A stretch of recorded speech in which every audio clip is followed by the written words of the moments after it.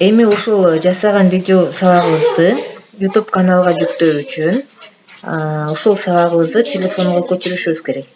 Ал үчүн ушул керектүү видеону бассак, мынтип көгөрөт, бир эле басасыз, ачпайсыз.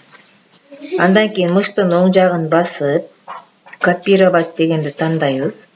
Телефон менен телефондун USB кабели менен ноутбукту жана телефонду туташтырабыз.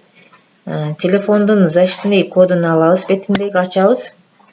Андан кийин жакта бизде эгер окуган болсо телефондун аты чыгат. Аны тандап, телефондун эгерде флешкасы болсо флешкасына сактайбыз, эгер флешкасы жок болсо телефондун өзүнө сактайбыз. Ошол CD карт дегенди тандап туруп эле ачпайбыз, ичине кирбейбиз. Мыштын оң жагын басып, ставить дегенди бассаңыз, мынеке, ушул видеобуз көчүп атат. Эми ушул видеону YouTube каналга жүктөй беребиз.